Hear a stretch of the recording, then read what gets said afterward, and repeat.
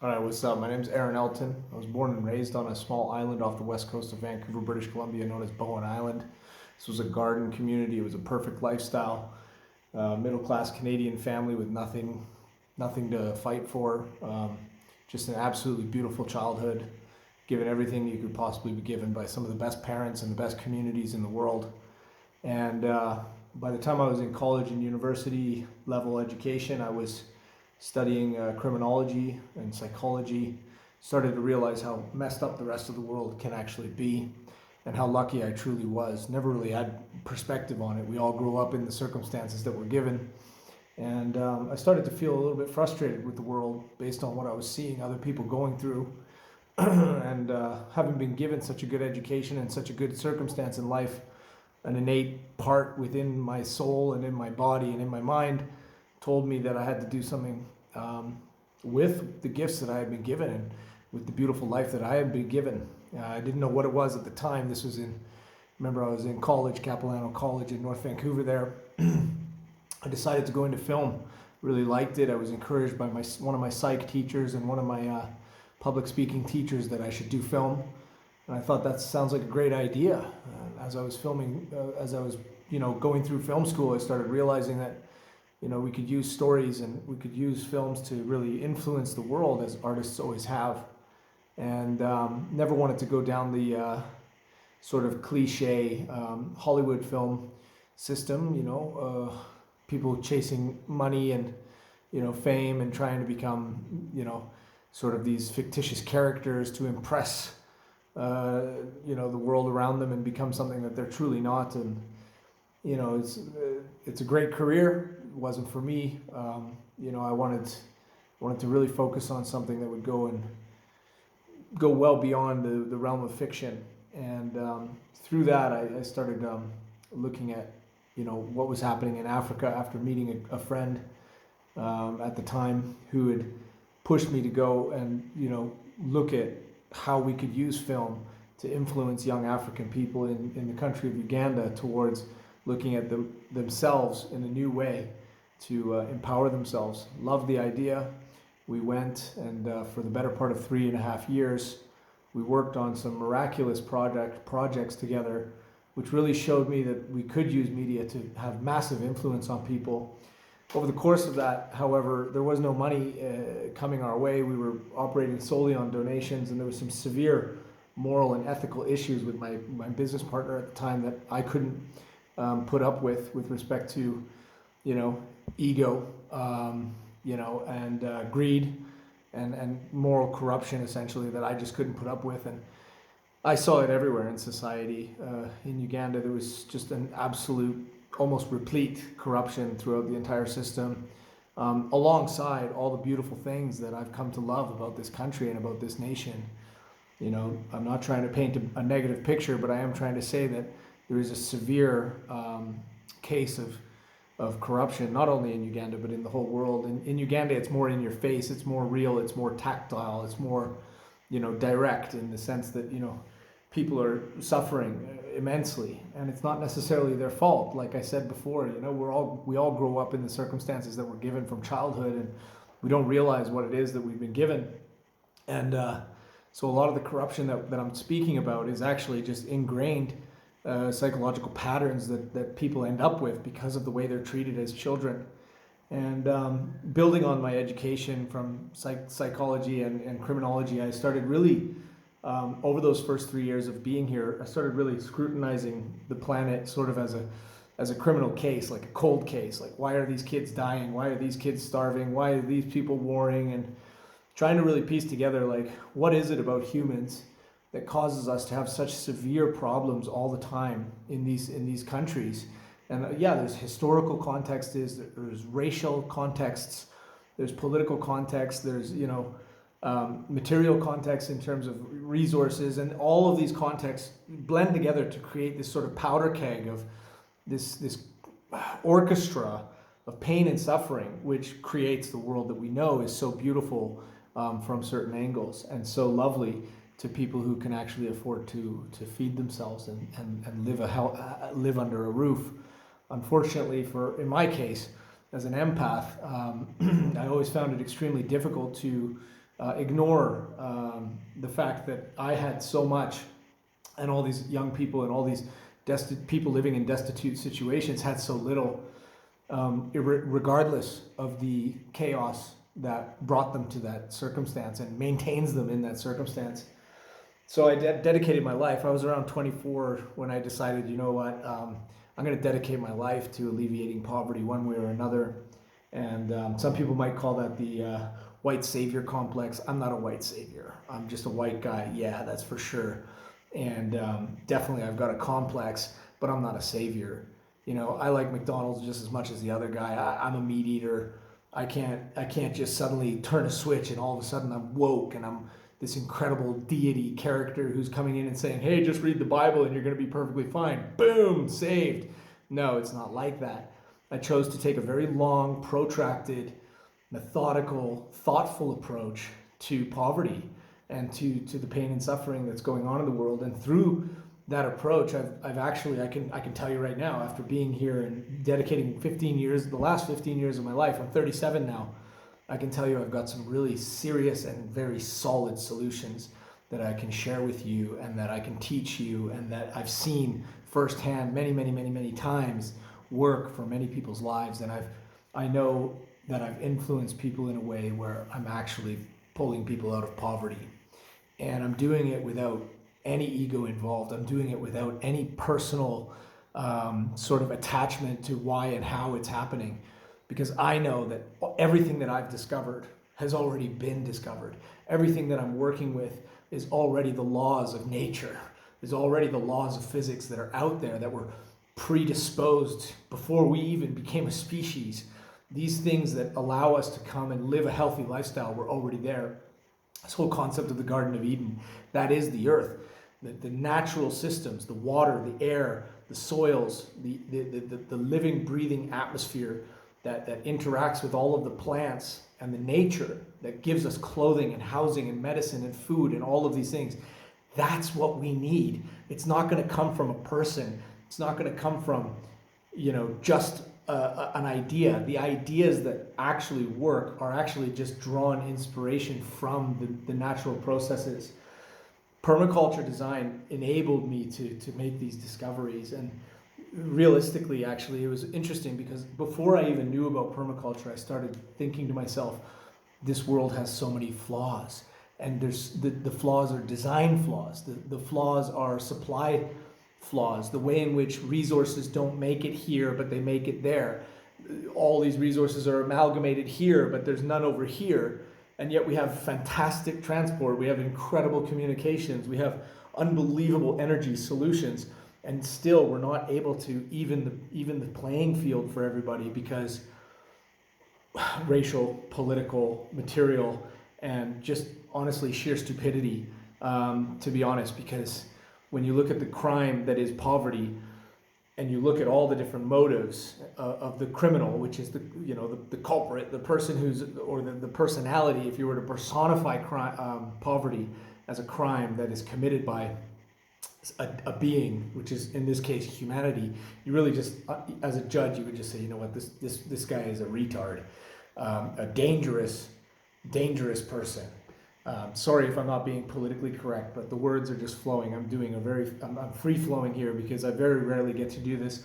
I'm always trying to be scripted, and right now I'm not. And honestly, poverty is created by criminally minded mentality, just absolute ridiculousness. And so we need to get past that. We need intelligence, we need enlightenment, we need wisdom, and that's coming from nature.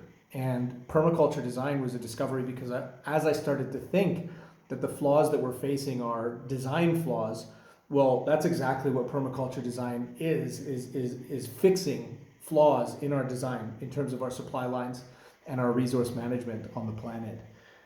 And that was a big discovery for me. So I went from film and I went into, this sort of humanitarianism to push environmentalism with humanitarianism to try to see, hey, can I take what social influence I've been able to have by promoting sustainable, conscious rap. I was about to say sustainable rap, conscious rap, teaching young people that they should appreciate their heritage and their culture, and they should sing and rap and poeticize their pain and their suffering and their true life circumstance in order to get a deeper understanding and become more aware of their circumstances to then move past them.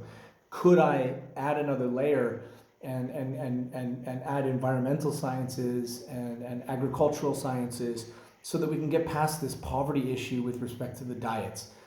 The diet issue ended up becoming my core. I didn't realize this until about 2 years ago. Remember, I'm 37 now. This was like way late in the game where I started realizing all the trees that I'm promoting, all the biodiversity, all the soil building, all the appropriate structure and resource management, from water to energy systems, and how you place all of these on land and with communities, and all these different patterns of prosperity that permaculture promotes, that we teach people how to do in order to get unlimited and reciprocal resources out of their landscape, sustainable resources out of their landscape.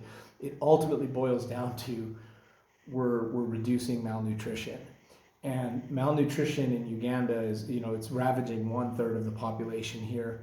And to get over that, we would literally turn the page in the book of poverty for this nation. And Uganda is a keystone nation. It's a cornerstone nation for East Africa because it's right in the center of all these nations. And it has the opportunity, with the biodiversity that it has, with the incredibly powerful culture that it has, to be able to, if rectify its own problems, export those solutions to the rest of the region. And I think that's what the East African community to me represents as it pushes in the right direction, which it is. It's moving in the right direction in many ways. But how fast is it moving? I'm not a statistician. I'm not going to sit here and politicize my statements by saying it needs to do more or needs to do less. What I do know is that it's deforesting at breakneck speeds. What I do know is that poverty is increasing, especially with COVID happening.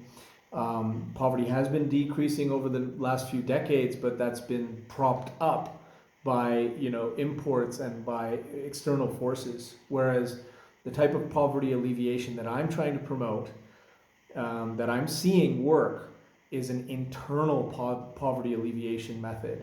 This is a method whereby you pick up the seeds that are on the ground outside your house. You pick up the genetic material that is being wasted in your garden markets, in your markets, and you take those seeds back to the village and you plant them. Classic example, if you're Ugandan and you're watching this video, please just hear me out, okay? You'll know what I'm talking about. In Uganda, we have avocados that are this big, okay? For those of you who are in North America, you're used to these little tiny avocados and you're paying way too much for them, but it's okay because it's a great fruit. Keep buying them. In Uganda, avocado tree is very prolific. After about 10 years, one avocado tree will produce about 500 to 1,000 avocados. Each one of them is worth about 25 to 30 cents, okay, market value. So many Ugandans, almost 70% in the city, 70% plus in the city have access to land. And yet almost less than 7% actually plant those fruit trees in their gardens back in the village because they're so focused on this Western idea of prosperity and this Western idea of success that they forget about the heritage land that they have, where if, and I'm asking this is a hypothetical scenario for a 30-year-old Ugandan, if you had access to land where you could plant 100 avocado trees, and I've done this many times, typically 8 out of 10 Ugandan students can raise their hand and say, I could have planted 100 avocado trees when I was 10 years old, between the age of 10 to 13, which means you would have now 100 20-year-old avocado trees. And the money from that is like between $10,000 to $15,000 a year, every year, just from that one species being planted on your land. And this to me is the beauty of nature and the beauty of sustainable design science.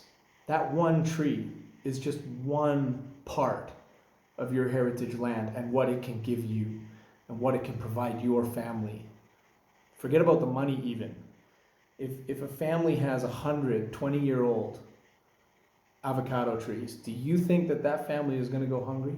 Do you think that that family is going to have malnutrition problems? Absolutely freaking not at all. And Uganda, almost like 50%, around 50% of all the plants here, keeping in mind it's one of the most biodiverse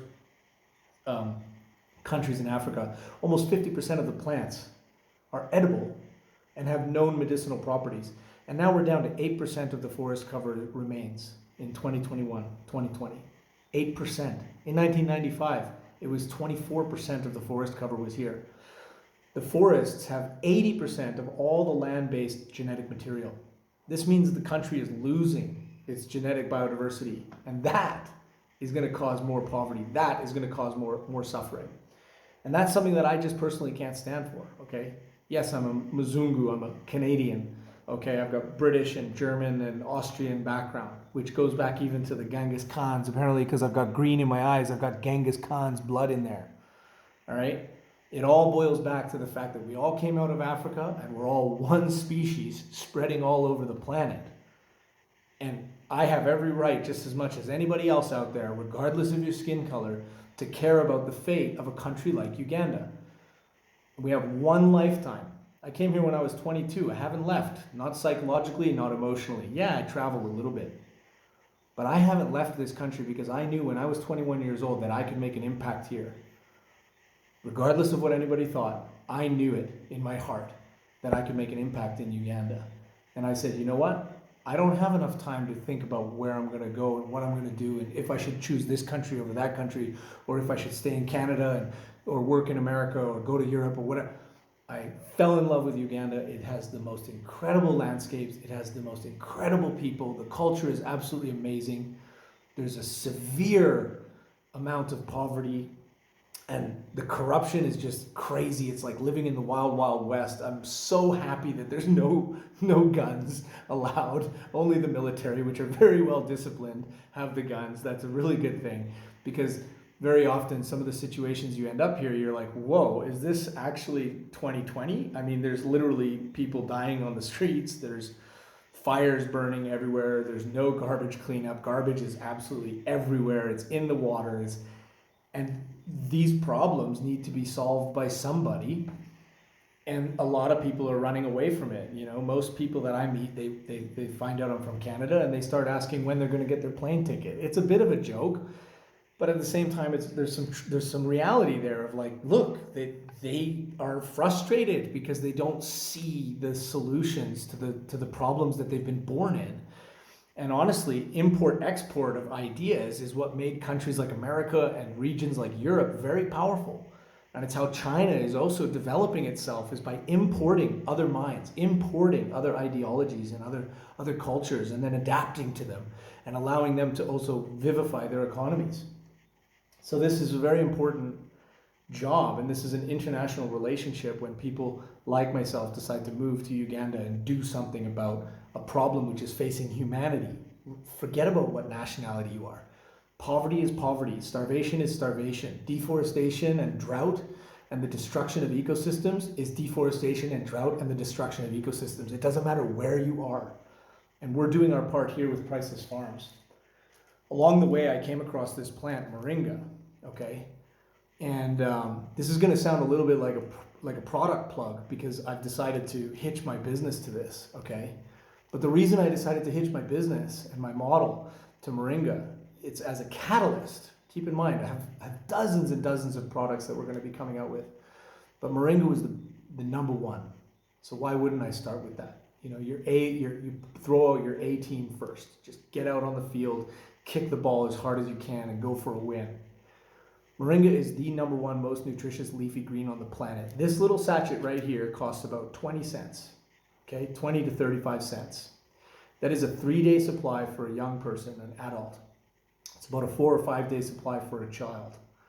And this is the ultimate like multivitamin. You know, like Flintstones vitamins or whatever you want to call it. 92 vitamins and minerals in here in high quantity. Okay, this is not a meal replacement. This is an additive. You add this to your starches. You add this to your basic carbs and your proteins that you're already getting. You add this to a child's diet who's suffering from malnutrition, and you're taking a huge step in the right direction. This product right here can be grown anywhere in Africa.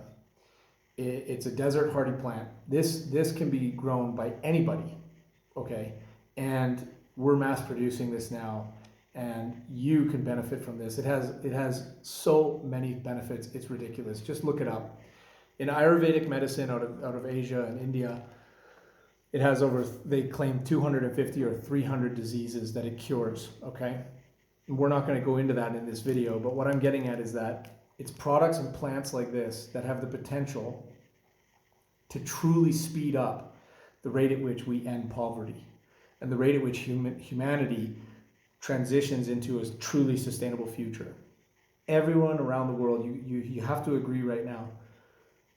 I mean, it's up to you, but I'm pretty sure a lot of people are very scared about the future of the world right now, watching everything that's going on with politics, with the geopolitical sphere, with all the poverty rates, with the environmental decline in terms of ecosystems decline. Okay, I'm not even going to talk about climate change. Too hot of a topic.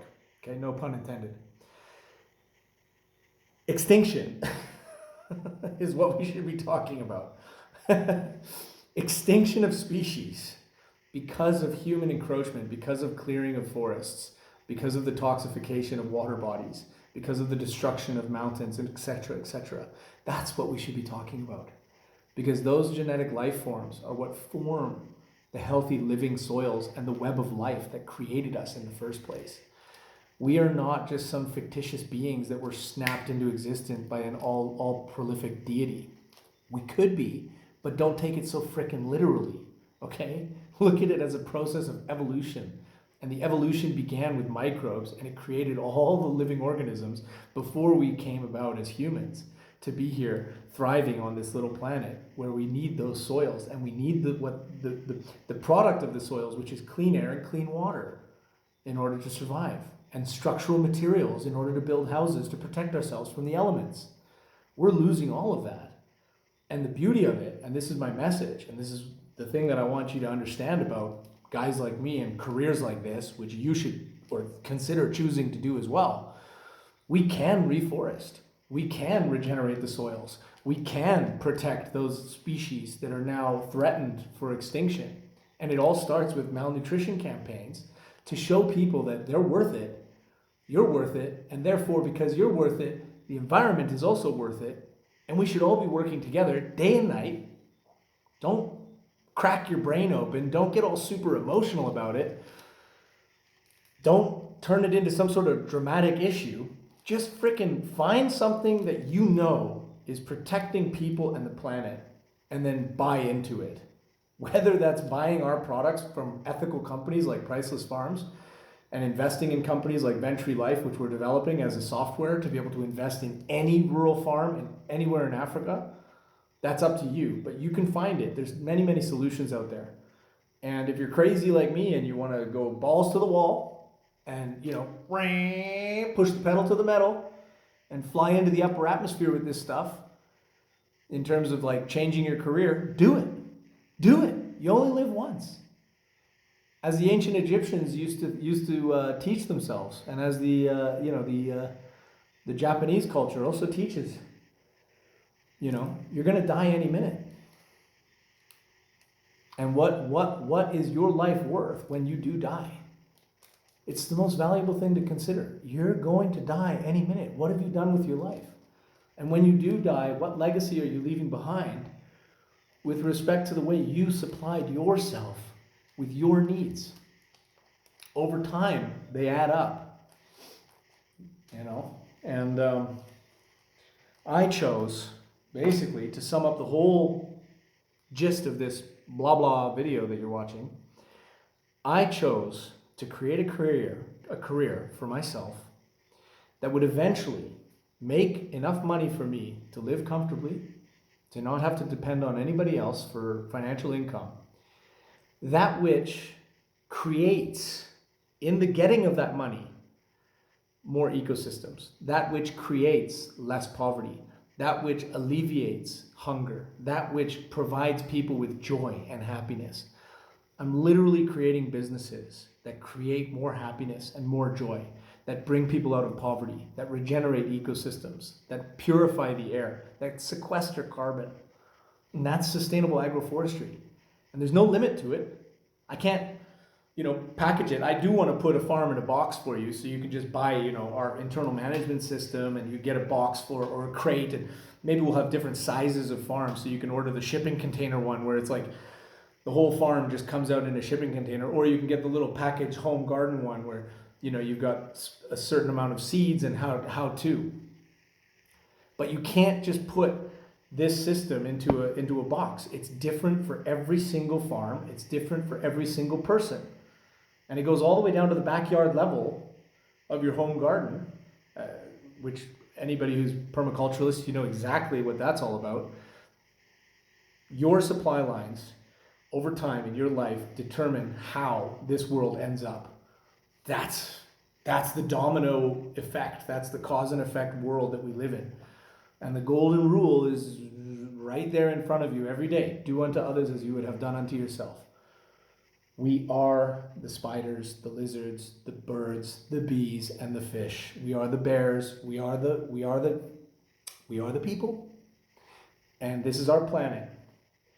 And I have a feeling right now that guys like me giving messages like this are important, and that's why I'm doing it. So thanks for watching, and I'll leave it there. That's just me, blah, blah, blah. Okay? I hope you've enjoyed it. I hope it's brought you something, but yeah, have a great day.